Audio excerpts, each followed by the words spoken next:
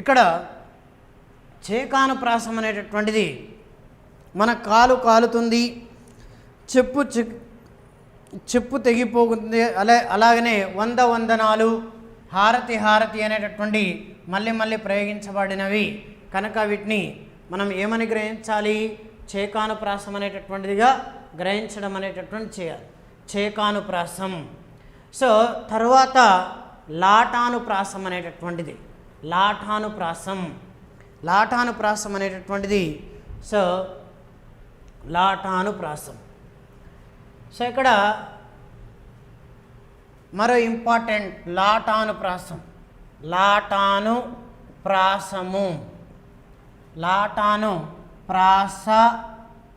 ప్రాసాలంకారం,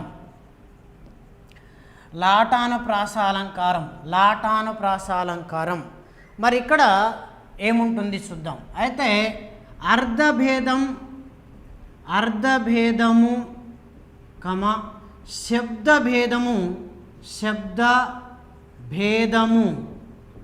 అర్ధభేదం శబ్దభేదం లేకుండా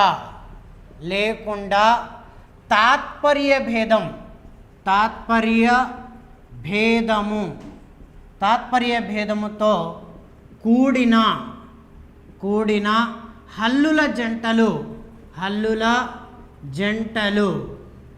జంటలు. సో ఎడం లేకుండా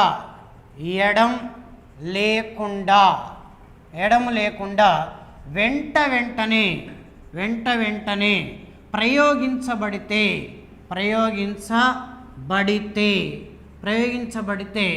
అది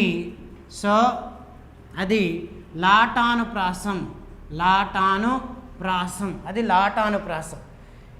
ఇక్కడ అర్ధభేదము శబ్దభేదము లేకుండా తాత్పర్య భేదముతో కూడినటువంటి హల్లుల జంట, కేవలం తాత్పర్య భేదం అంటున్నారు. నోట్స్, ఇక్కడ తాత్పర్య భేదము ప్రధానం, తాత్పర్య భేదము అనేటటువంటి ప్రధానం. సో తాత్పర్య భేదం అనేటటువంటి ప్రధానం కనుక ఇక్కడ మనము సో లాటాను అన్నప్పుడు తాత్పర్య భేదం ప్రధానం. సో ఇక్కడ శ్రీనాథు వర్ణించు జివ్వ, ఉదాహరణకి శ్రీనాథుని వర్ణించు జివ్వ, శ్రీనాథుని వర్ణించు జివ్వ అన్నప్పుడు జివ్వ. సో ఇక్కడ శ్రీనాథుని వర్ణించు జివ్వ అన్నప్పుడు ఇది మళ్ళీ రెండు హల్లుల జంటనే, కానీ అర్థములో భేదం ఉండకూడదు అంటున్నాడు. అర్థంలో భేదం ఉండకూడదు. రెండిటికి అర్థము నాలుక అనే అర్థమే వస్తుంది. నాలిక అనేటటువంటి అర్థం, నాలుక అనేటటువంటి వర్ణించు జివ్వ. అయితే ఇక్కడ నాలిక అనే అర్థము, ఇక్కడ నాలిక అనేటటువంటి అర్థము, నాలుక అనే అర్థం వస్తుంది. కానీ తాత్పర్యంలో చిన్న భేదం కనిపిస్తుంది. ఇది సాధారణ నాలిక, ఇది పవిత్రమైన నాలిక, పవిత్రమైన అనేటటువంటి తాత్పర్య భేదం వస్తుంది. పవిత్రమైన అనేటటువంటి తాత్పర్య భేదం వస్తుంది. చక్రవాస్తుని ప్రకటించు చక్రహస్తుని ప్రకటించు చదువు. చక్రహస్తుని ప్రకటించు, చక్రహస్తుని ప్రకటించు, చక్రహస్తుని ప్రకటించు చదువు.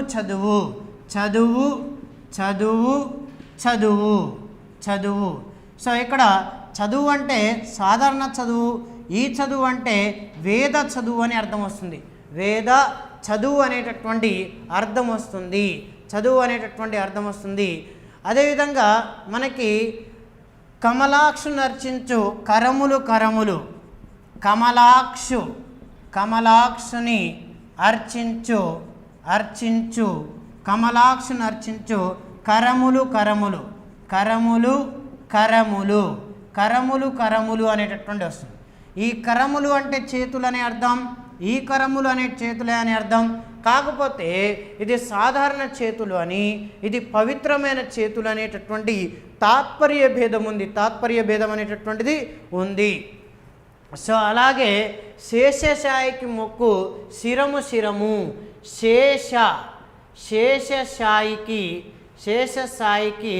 మ్రొక్కు మ్రొక్కు, శేషశాయికి మొక్కు.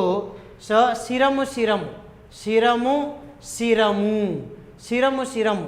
ఇక్కడ శిరము అనేటటువంటి, ఇక్కడ శిరము అనేటటువంటి ఉంది. అయితే ఈ శిరము అనేటటువంటి దానికి తల అని, ఈ శిరము అనేటటువంటి పవిత్రమైన తల అనేటటువంటి అర్థంలో రావడం అనేటటువంటి జరుగుతుంది. సో మనకి దాశరథి కృష్ణమాచార్యులు ఏమంటారంటే కదలండి, పదండి ముందుకు, పదండి పదండి ముందుకు, ముందుకు పదండి ముందుకు, ముందుకు అంటాడు. ముందుకు ముందుకు అంటే ముందుకు పదండి, ముందుకు ముందుకు. అయితే ముందుకు ముందుకు అంటే ఇక్కడ కొద్దిగా ముందు, ఈ తర్వాత ఇంకా ముందు అనేటటువంటి తాత్పర్య భేదం వస్తుంది, తాత్పర్య భేదం వస్తుంది. సో కదలండి కదలండి కదలండి, గజం గజం, గజం గజం. కదలండి గజం గజం అంటే గజం అంటే ఒక గజం, తర్వాత గజము అంటే అనేక గజములు అనేటటువంటి అర్థంలో ఉపయోగిస్తున్నాం. అనేక గజములు అనేటటువంటిది. కలపండి కలపండి, భుజం భుజం, భుజం అదేవిధంగా భుజం, భుజం భుజం. కలపండి భుజం భుజం అంటే ఒక భుజం అని, భుజము అనే అర్థం, కానీ అనేక భుజాలు అనేటటువంటి తాత్పర్య అర్థం అనేటటువంటి వస్తుంది. ఇలాగ వచ్చేటటువంటి వాటిని మనం ఏమంటాము అంటే సో లాటానుప్రాసం అంటాం, లాటానుప్రాసం అనేటటువంటి అంటాం, లాటానుప్రాసం అనేటటువంటిది చెబుతాం. సో ఇక్కడ లాటానుప్రాసం అనేటటువంటి దానికి ఉదాహరణలు ఇవి, ఉదాహరణలు ఇవి. సో వీటిని గ్రహించవలసినటువంటి అవసరం ఉన్నది. సో అలాగా చక్రహస్తుని ప్రకటించు చదువు చదువు. సో మొదటి చదువు అంటే సాధారణ చదువు, తర్వాత వేద చదువు అనేటటువంటిదిగా, పవిత్రమైనటువంటిదిగా భావించడం అనేటటువంటి జరుగుతుంది. అదేవిధంగా దీన మానవునికి చేయు సేవ సేవ, దీన మానవునికి చేయు సేవ సేవ, సేవ సేవ అనేటటువంటి వస్తుంది. సో ఇక్కడ సేవ అంటే సాధారణ సేవ, ఇక్కడ సేవ అంటే పవిత్రమైన సేవ అనేటటువంటి అర్థంలో ఉపయోగిస్తున్నాం, తాత్పర్య భేదంలో ఉపయోగిస్తున్నాం, తాత్పర్య భేదంలో ఉపయోగించడం అనేటటువంటి జరుగుతుంది.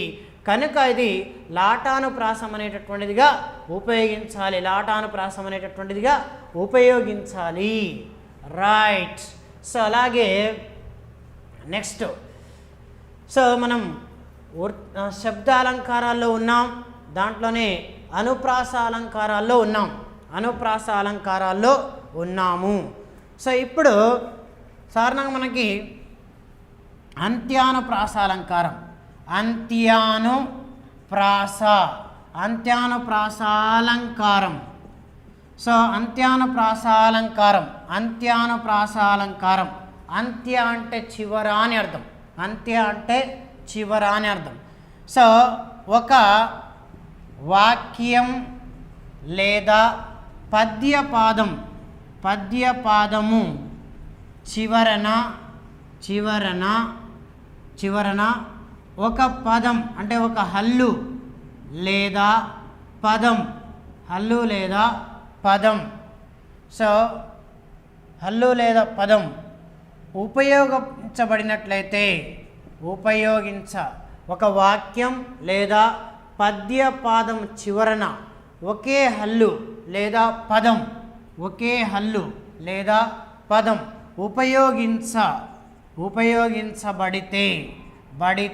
ఉపయోగించబడితే అది అంత్యానుప్రాసమగును, అంత్యానుప్రాసమగును. సో ఇక్కడ అంత్యానుప్రాసం ఏమిటి?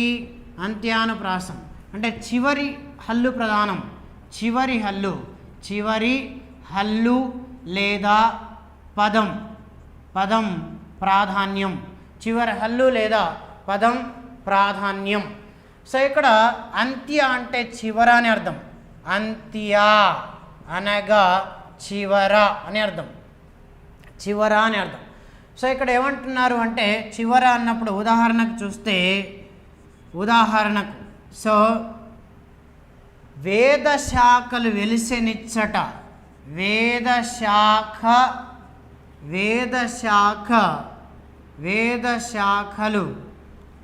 వెలసెనిచ్చట,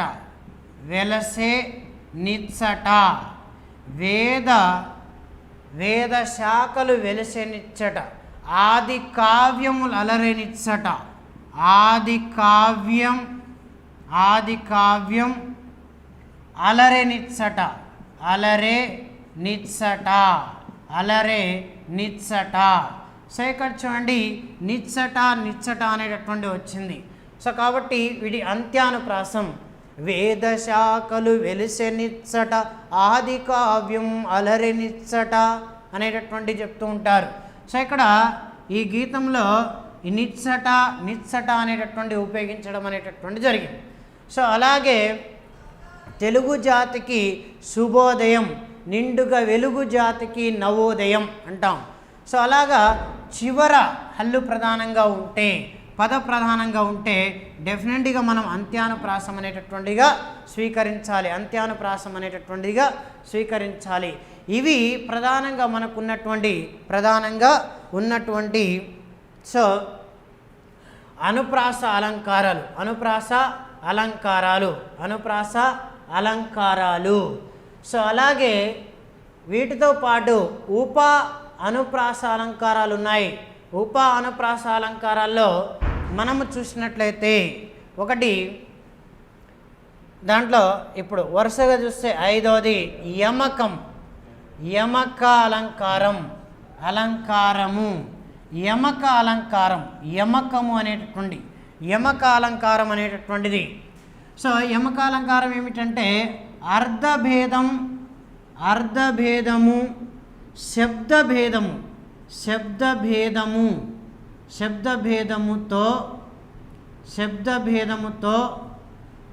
శబ్దభేదముతో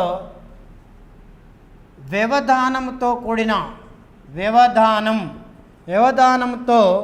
కూడిన హల్లుల జంటలు వెంట వెంటనే సో ప్రయోగిస్తే ఇక్కడ చూడండి యమక అలంకారంలో అర్ధభేదము, శబ్దభేదముతో వ్యవధానంతో కూడిన హల్లుల జంటలు వెంటనే ప్రయోగించబడితే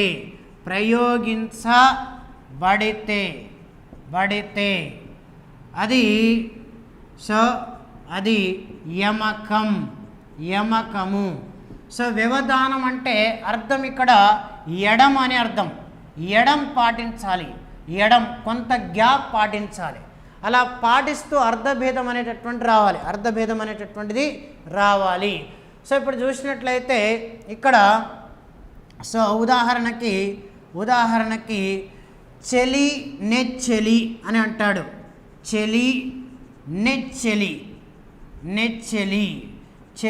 నెచ్చెలి అంటాడు. సో చెలి నెచ్చెలి అన్నప్పుడు మనము ఈ చెలి అనేటటువంటిది చూస్తాం. చెలి అంటే మొత్తానికి సోదరురాలు అనేటటువంటిది నెచ్చెలి అంటే ప్రియురాలు అనేటటువంటి అర్థం వస్తుంది. సో ప్రియురాలు అనేటటువంటి అర్థం వస్తుంది. సో తర్వాత అదేవిధంగా ఇక్కడ సో హారిక జోహారిక అనేటటువంటి అర్థం వస్తుంది.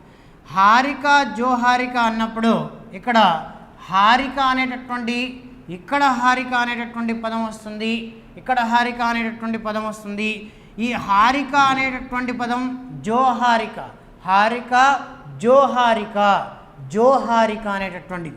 ఈ హారిక అంటే అర్థము సో పేరు, ఈ హారిక అంటే నినాదం.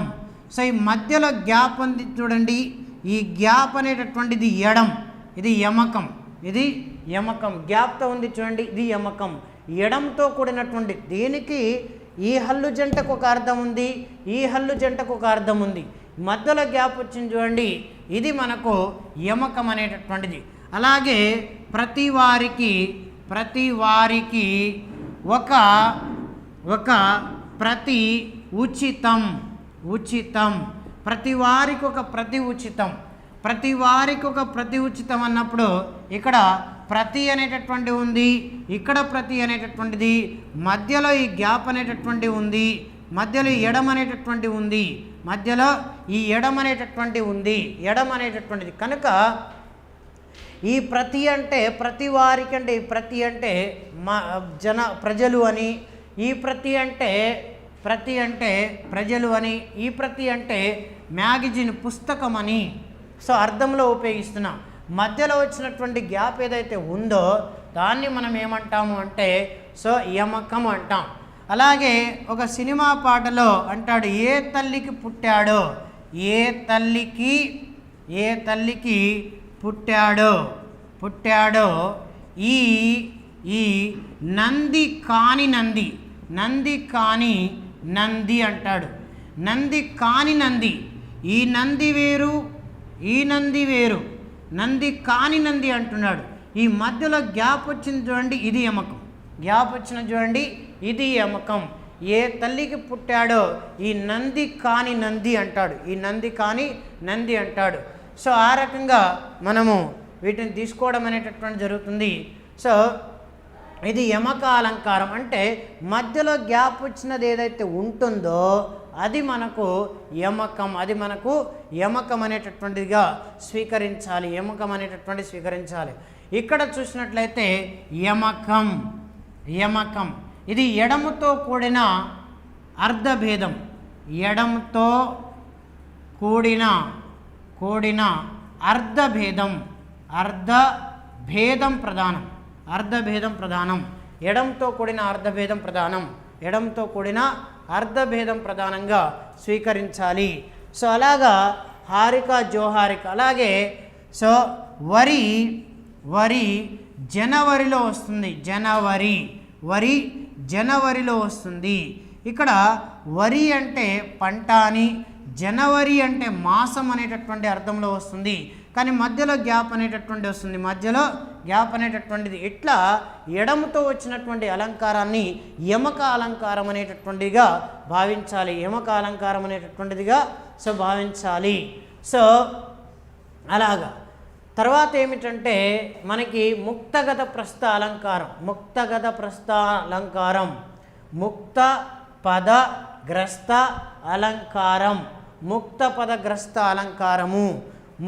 పదగ్రస్త అలంకారం, ఆరోది.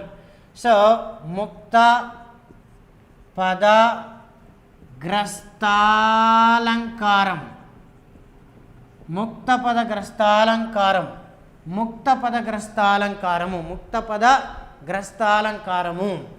సో ఇక్కడ ముక్త అంటే వదలబడిన అని అర్థం, వదలబడిన అని అర్థం. సో ఇక్కడ పద అంటే మాట అని అర్థం, సో మాట అని అర్థం. గ్రస్తం అంటే స్వీకరించుట అని అర్థం, స్వీకరించుట అని అర్థం, స్వీకరించుట. వదలబడిన మాట స్వీకరించుట అని అర్థం. సో చూడండి ఇక్కడ ఏమంటున్నాడు అంటే సో ఒక వాక్యం లేదా పద్యపాదము చివరన ఉపయోగించిన పదాన్ని పదం లేదా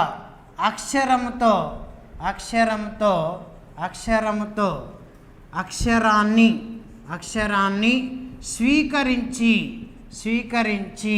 తరువాతి వాక్యాన్ని లేదా పద్యపాదాన్ని సో రాసినట్లయితే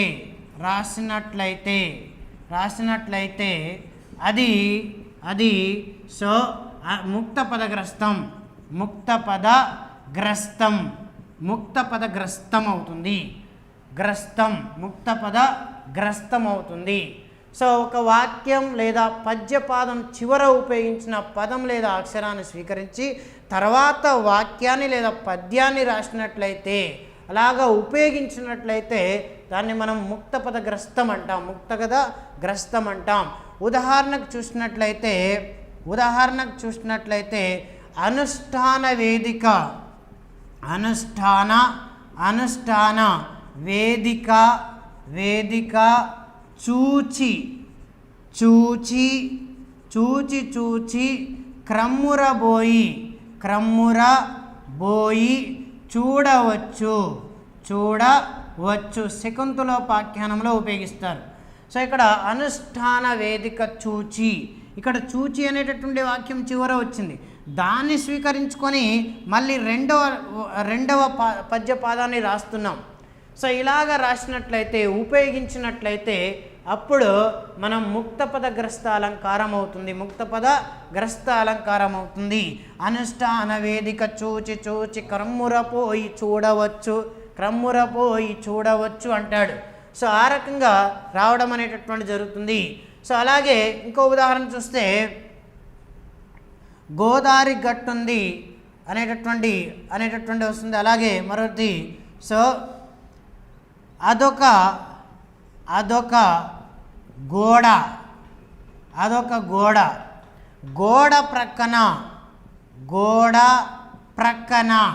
ప్రక్కన నీడ, గోడ, ఆ గోడని తీసుకొచ్చి రెండో పదంలో ఉపయోగిస్తున్న వాక్యంలో అదొక గోడ ప్రక్కన నీడ, మళ్ళీ నీడని తీసుకొని నీడ లోపట దూడ, నీడ లోపట దూడ, ఈ నీడనే ఈ నీడ, కాబట్టి ఇట్లా స్వీకరించడం అనేటటువంటి జరుగుతుంది. సో ఇలాగ రాస్తూ పోతే దాన్ని మనము ముక్తపద గ్రస్తం అనేటటువంటిదిగా చెప్తాం. ఇక్కడ ముక్త పద గ్రస్తం చివర అయితే వదలబడిన సో హల్లు పదం ప్రాధాన్యం. సో ఇవి ముఖ్యమైనటువంటి జతపరచండి అనేటటువంటి అంశంలో అడిగేటటువంటి సందర్భం ఉంది. వృత్యానుప్రాసం అంటే హల్లు ప్రధానం, చేకానుప్రాసం అంటే అర్ధభేదం ప్రధానం, లాటానుప్రాసం అంటే తాత్పర్య భేద ప్రధానం, అదే అంత్యానుప్రాసం అంటే హల్లు లేదా పదం ప్రాధాన్యం, అదేవిధంగా యమకం అంటే ఎడంతో కూడిన అర్ధభేదం ప్రాధాన్యం, ముక్తపద గ్రస్తము అంటే వదలబడిన పద ప్రాధాన్యం ప్రధానం.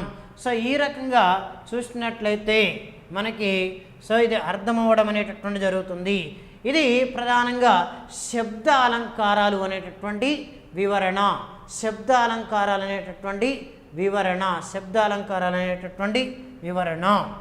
రైట్.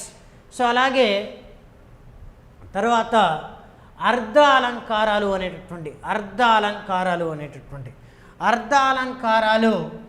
సో అర్ధ అలంకారాలు వివరణ. సో అర్ధాలంకారాలు సో వివరణ. సో అర్ధ ప్రధానమైనటువంటి అలంకారాలు అర్ధ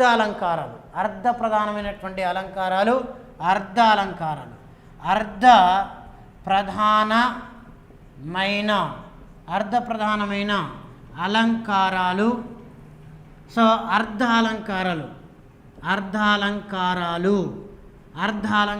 అర్ధ ప్రధానమైనటువంటి అలంకారాలను అర్ధాలంకారాలు అంటాం. అర్ధ ప్రధానమైనటువంటి సో అర్ధమే ప్రధానమైనటువంటిది, అర్ధమే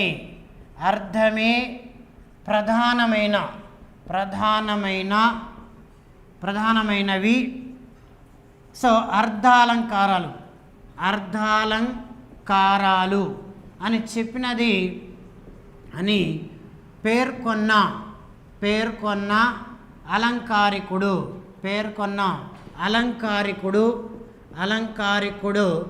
రుయ్యకుడు సో రుయ్యకుడు పేర్కొన్నాడు. సో అర్ధాలంకారాలు దేంతో కూడి ఉంటాయి అంటే అర్ధాలంకారాలు ఉపమ, ఉపమేయ, ఉపమేయ, విశేష, విశేష, విశేషణం, విశేష, సామాన్య, సామాన్యం, సామాన్యములతో కూడి ఉంటాయి, సామాన్యములతో కూడి ఉంటాయి, కూడి ఉంటాయి, సామాన్యములతో కూడి ఉంటాయి. సో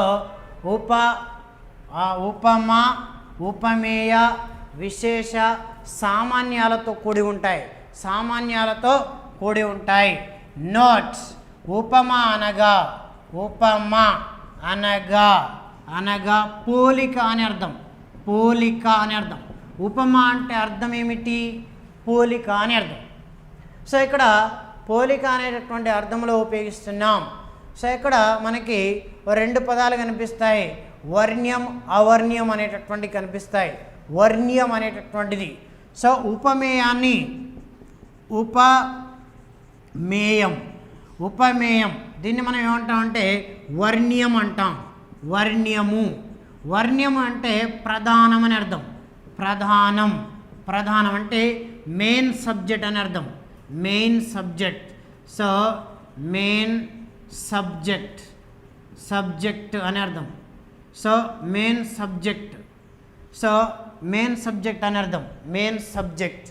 సో ప్రధాన వస్తువు అని అర్థం, ప్రధాన వస్తువు అని అర్థం, ప్రధానం అని అర్థం. సో దీన్ని మనం వర్ణీయం అంటాం. అదేవిధంగా ఉపమాని ఏమంటామంటే ఉపమా, ఉపమాని అవర్ణీయం అంటాం, అవర్ణీయం అంటాం, అవర్ణీయం అంటాం. అంటే ప్రధానం కాదు, సో మెయిన్ సబ్జెక్ట్ కాదు, మెయిన్ సబ్జెక్ట్ కాదు, ప్రధానమైనటువంటిగా చెప్పుకుంటాం.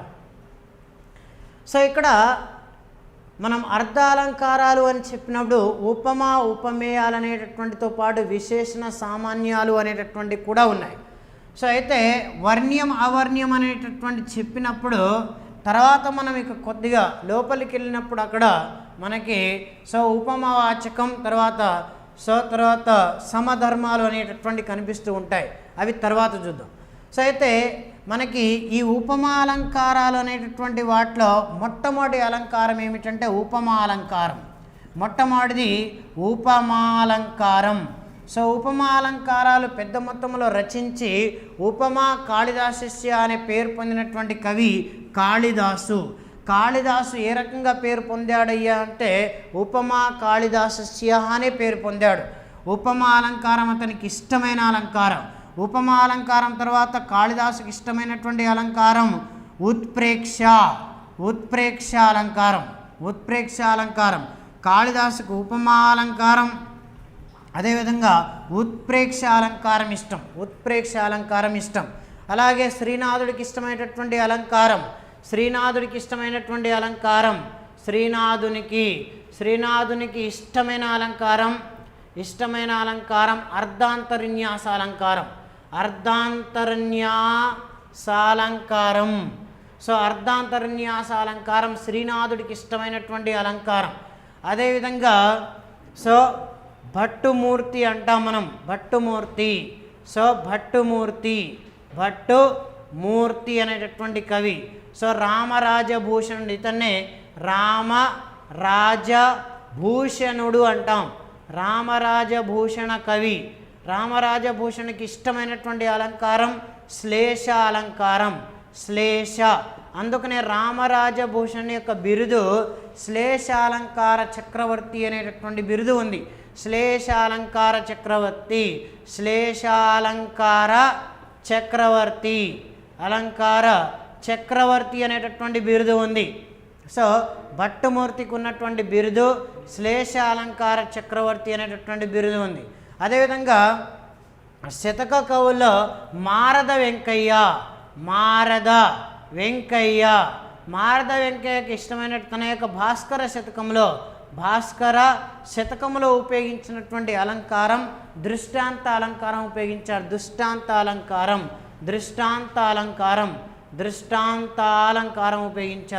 దృష్టాంతాలంకారం ఉపయోగించారు. అదేవిధంగా మరొక శతక కవి కాసుల పురుషోత్తమ కవి, కాసుల కాసుల పురుషోత్తమ కవి, పురుషోత్తమ కవి ఇతను ఉపయోగించినటువంటి అలంకారం వ్యాజస్తుత అలంకారం ఉపయోగించాడు. వ్యాజస్తుతి అనేటటువంటి అలంకారాన్ని ఉపయోగించారు. అంటే ఈ రకంగా అలంకారాలను ఉపయోగించినటువంటి కవులు ఉన్నారు. సో మనకి కాళిదాసుకి ఇష్టమైనటువంటి అలంకారాలు ఉపమా అలంకారం మొట్టమొదటిది, రెండవది ఉత్ప్రేక్ష అలంకారం. శ్రీనాథుడికి ఇష్టమైనటువంటి అలంకారం అర్ధాంతర్న్యాస అలంకారం. మారద వెంకయ్య తన యొక్క భాస్కర శతకంలో ఉపయోగించినటువంటిది దృష్టాంత అలంకారం. కాసుల పురుషోత్తమ కవి తన యొక్క ఆంధ్రనాయక శతకంలో ఉపయోగించినటువంటి ఆంధ్రనాయక శతకం అనేటటువంటి దాంట్లో ఉపయోగించినటువంటి అలంకారం వ్యాజస్తుతి అలంకారం. అదేవిధంగా మరి శబ్దాలంకారాల్లో శ్లేష అలంకారాలను పెద్ద మొత్తంలో ఉపయోగించి శ్లేషాలంకార చక్రవర్తి అనేటటువంటి బిరుదు పొందినటువంటి వ్యక్తి రామరాజభూషణుడు. అనేది మనం గ్రహించవలసినటువంటి అవసరం ఉంది. ఉపమానము అంటే మనం పోలిక అనేటటువంటి అర్థం. ఉపమానాన్ని అవర్ణ్యం అంటాం, ఉపమేయాన్ని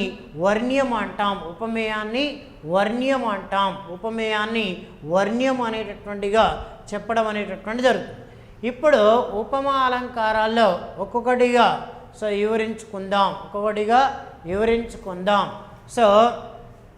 ఇక్కడ ఉపమా అర్థాలంకారాల్లో మొట్టమొదటిగా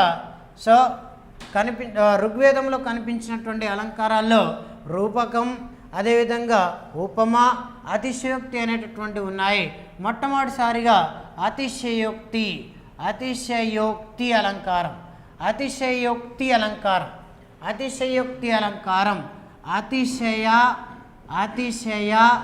ప్లస్ ఉక్తి అని విడదీయాలి.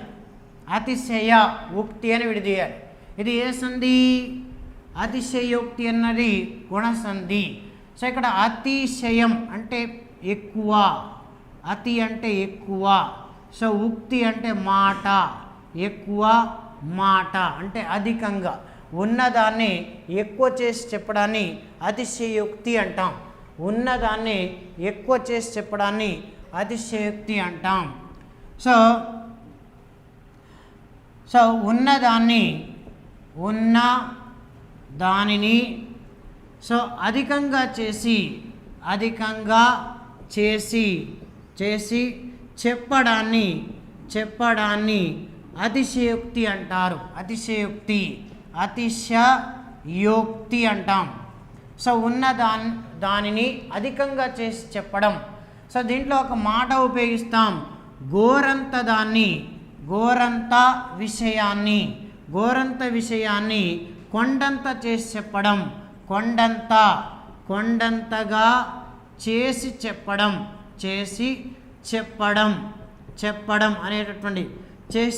అనేటటువంటిది. గోరంత విషయాన్ని కొండంతగా చేసి చెప్పడం అనే మాట ఏ అలంకారానికి వర్తిస్తుంది అంటే అతిశయోక్తి అనేటటువంటి అలంకారానికి సంబంధించినటువంటి మాట. ఉదాహరణ చూస్తే మనము ఇటీవల ఒక సినిమా పాటలో 6 అడుగుల బుల్లెట్ అని ఉపయోగించాడు. 6 అడుగుల బుల్లెట్ అనేటటువంటి వాక్యాన్ని ఉపయోగించాడు. వాస్తవంగా బుల్లెట్ ఉండేది 1 అంగుళమే, కానీ ఇక్కడ ఏమంటున్నారు? 6 అడుగులు అంటున్నారు. 6 అడుగులు అనడం అనేటటువంటిది అతిశయోక్తి. ఉదాహరణకి 6 అడుగుల బుల్లెట్ 6 అడుగుల బుల్లెట్ అన్నప్పుడు 6 అడుగుల బుల్లెట్ అన్నప్పుడు వాస్తవంగా బుల్లెట్ కేవలం అంగుళం మాత్రమే ఉంటుంది, కానీ ఇక్కడ 6 అడుగులు అని చెప్పడం అనేటటువంటిది అతిశయోక్తి. అలాగే మా పొలములో అంతా బంగారమే పండినది. మా పొలములో అంతా బంగారమే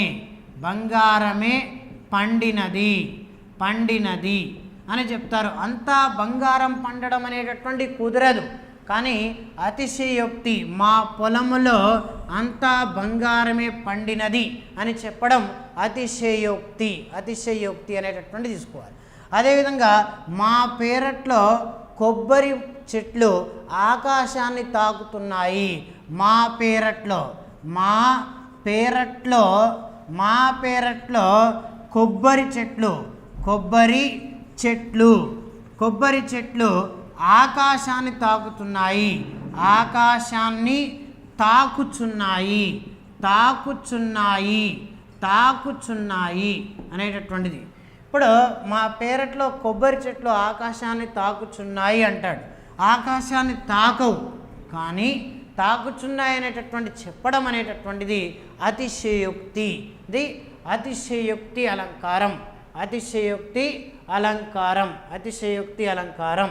సో అలాగే మనకి శోభావోక్తి అలంకారం అనేటటువంటి ఉంది. శోభావోక్తి అలంకారం.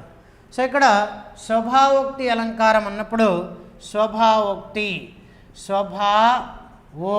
అలంకారం.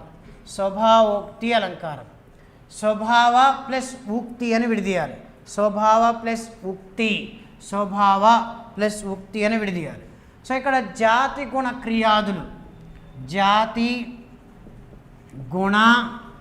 క్రియాదులను ఉన్నది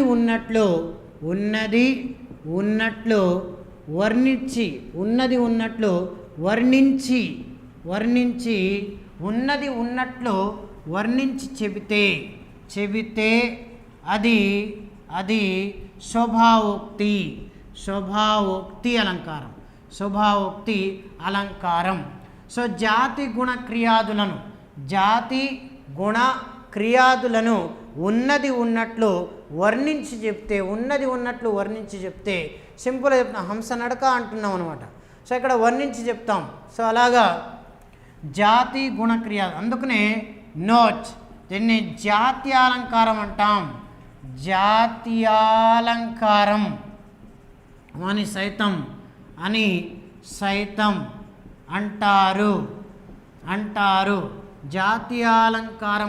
అంటారు. జాతీయాలంకారం అని సైతం అంటాం. సో అలాగా ఉదాహరణకి సో శోభావోక్తి అనేటటువంటిది ఆ మైదానంలో లేళ్ళు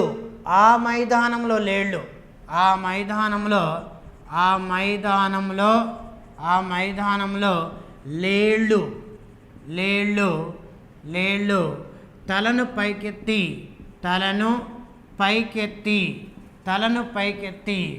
చెవులను రిక్కరించి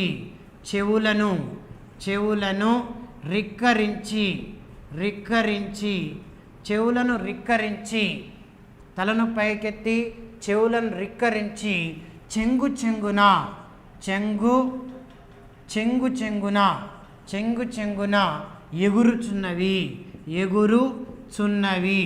ఎగురుచున్నవి అనేటటువంటిది. ఆ మైదానంలో లేళ్ళు తలను పైకెత్తాయట, చెవులను రిక్కరించాయట, చెంగున ఎగురుచున్నాయి అనేటటువంటిది. సో మనకి ఇక్కడ ఉన్నది ఉన్నట్లు మనము వర్ణించి చెప్తూ ఉన్నాం. అలాగే మొత్తానికి బాలగంగాధర్ తిలక్ సో అమృతం కురిసిన రాత్రిలో రాస్తారు. ఆయన ఏం రాస్తారంటే నిజంగా నేను చూశాను. సో తల్లి లేక తండ్రి లేక తిండి లేక ఏడుస్తూ మురికి కాలువ పక్కన నిద్రించిన 3 ఏళ్ల పసిబాలుని అంటాడు. సో ఆ రకంగా ఉన్నటువంటి సిచ్యువేషన్ని ఉన్నటువంటి దాన్ని ఉన్నది ఉన్నట్లుగా వర్ణిస్తే దాన్ని మనం శోభావోక్తి అంటాం. ఒక ఉదాహరణ చూస్తే శివాజీ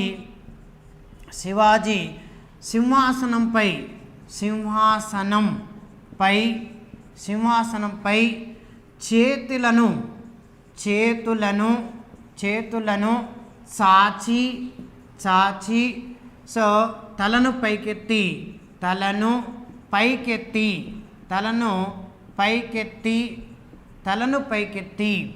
సో శివాజీ సింహాసనపై చేతులను చాచి తలను పైకెత్తి కండ్లను ఎర్ర చేసి, కండ్లను ఎర్ర చేసి, ఎర్ర చేసి, ఎర్ర చేసి, కనురెప్పలను, కనురెప్పలను, కనురెప్పలను ఆడిస్తూ, ఎగురవేస్తూ, ఎగరవేస్తూ, ఎగరవేస్తూ మంత్రులను, మంత్రులను హెచ్చరిస్తున్నాడు, హెచ్చరిస్తున్నాడు, హెచ్చరిస్తున్నాడు, హెచ్చరిస్తున్నాడు అనేటటువంటిది.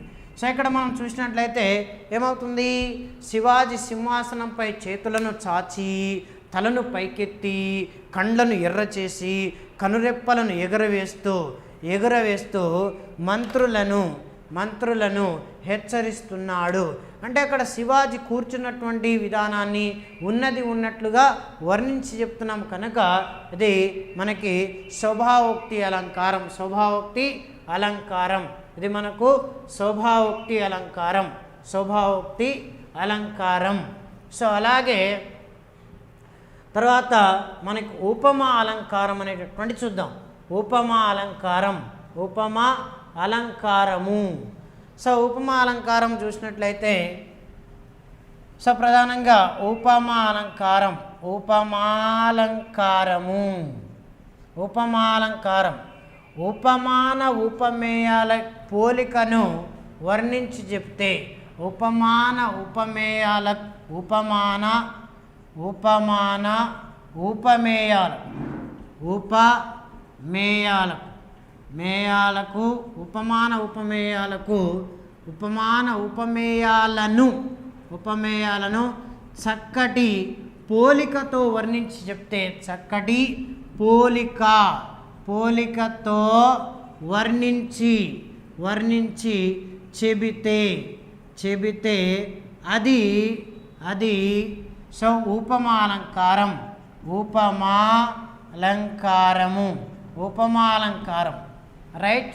ఉపమాన ఉపమేయాలను చక్కటి పోలికతో వర్ణించి చెప్తే, వర్ణించి పోలికను వర్ణించి, వర్ణించి చెబితే అది ఉపమా అలంకారం. సో ఉదాహరణకి, సో ఉదాహరణకి సోముడు, సోముడు బాహుబలి వలె, బాహుబలి వలె బలవంతుడు, వలె బలవంతుడు, వలె బలవంతుడు, బలవంతుడు, బాహుబలి వలె బలవంతుడు. సో సోముడు బాహుబలి వలె బలవంతుడు, సోముడు బాహుబలి వలె బలవంతుడు అన్నప్పుడు ఇక్కడ మనం చెప్పుకున్నటువంటి వర్ణ్యం అవర్ణ్యం అనేటటువంటి దాని గురించి తెలుసుకోవాలి. ఇది సోముడు అనేటటువంటి మెయిన్ సబ్జెక్ట్ కాబట్టి ఇక్కడ ఉపమేయం, ఉపమేయం, ఉపమేయం దీన్ని మనం వర్ణ్యం అంటాం, వర్ణ్యము అంటాం.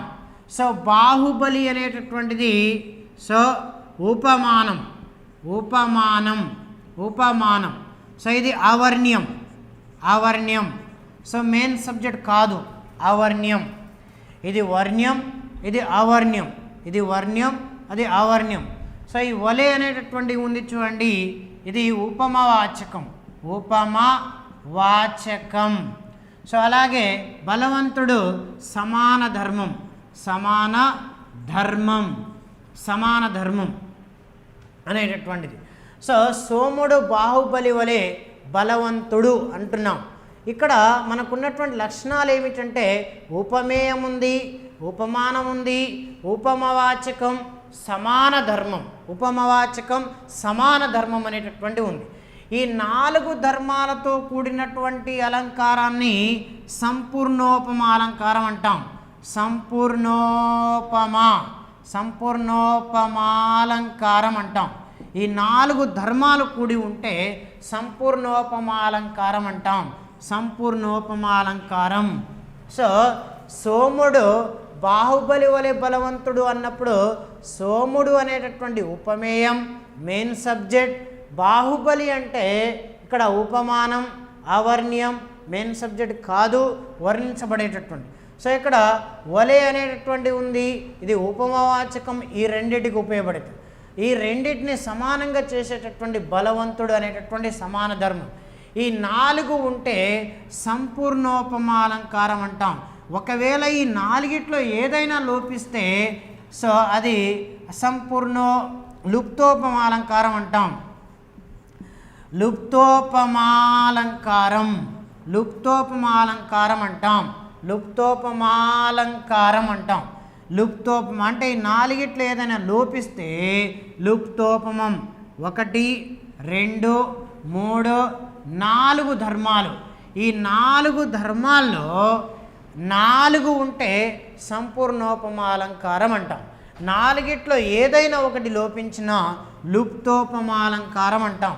లుప్తోపమ అలంకారం అంటాం. సో ఇలాగా మనం చూడవలసినటువంటి అవసరం ఉంది. అదేవిధంగా ఓ కృష్ణ నీ కీర్తి